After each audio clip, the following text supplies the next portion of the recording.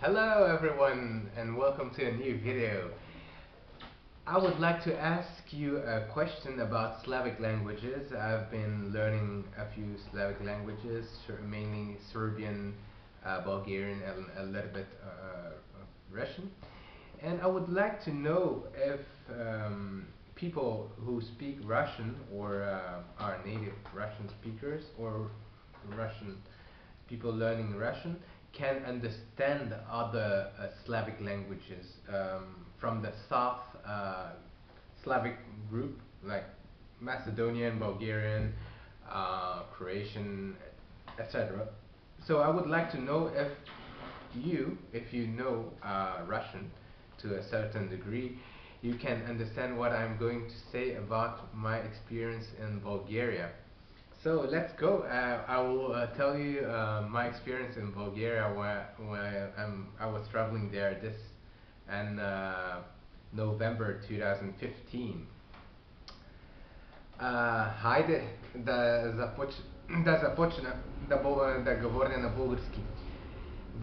Български е мой първият славянски език, разбира се, и след 2 години бях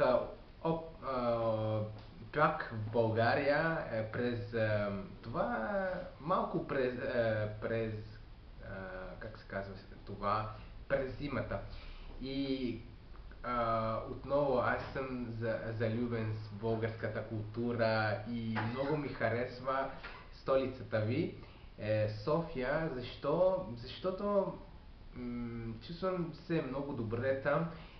Хората са много щастливи и много ми помагаха. И аз се спомня, когато пристигнахме, не знах как да взема метрото от летището до център. Тогава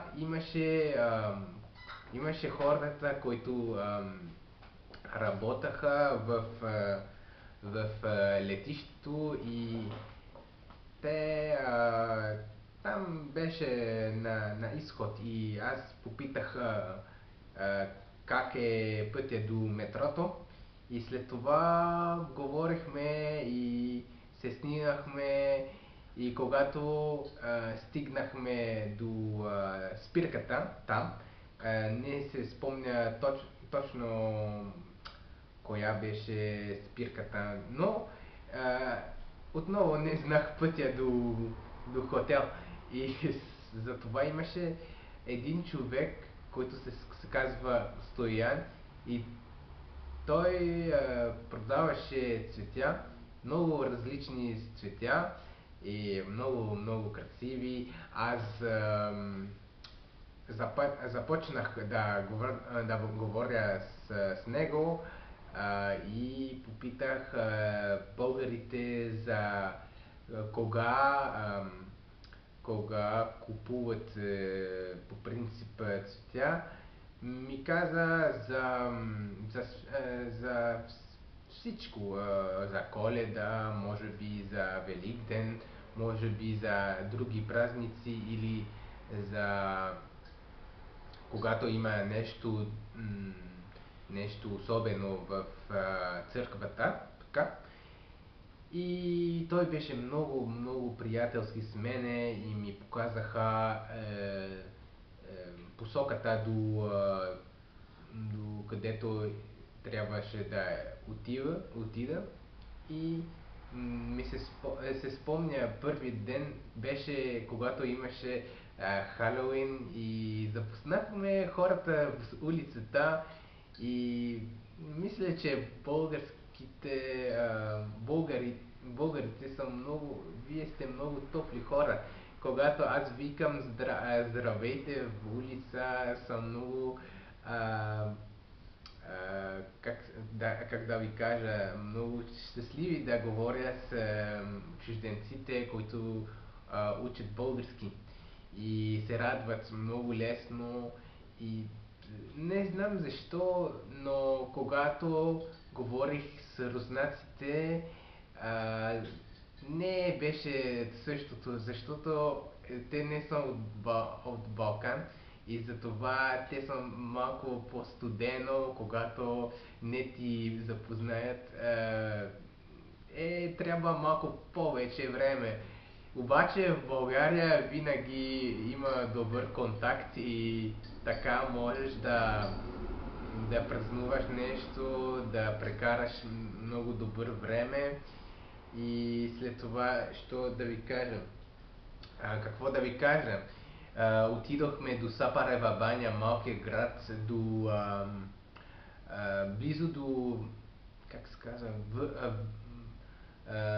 върх Рила. Да, Рила беше невероятно красиво. Там има седемте езера. Когато имате време, задължително трябва да отидете там и да се качете до 8 няма, до как се казваше, Бъбрека. Бъбрека е много красив езеро.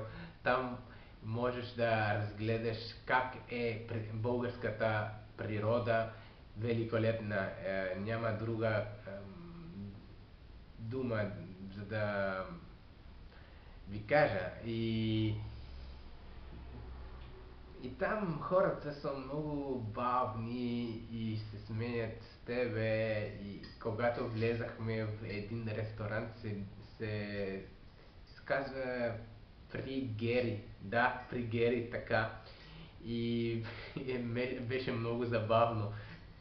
Имаше възрасти хора и те правят както беше сватба, но не беше сватба, беше втора сватба и така с, как се казва това на български, с пръстен, да, с пръстен и така имаше един момче, който праваха така с пръстен и имаше една жена и така сложи пръстен така и беше много чудо и малко луд и имаше българската музика и те ми дойдоха шоколади да го опитвам и трябва да кажа много са гостоприемни, да, гостоприемни.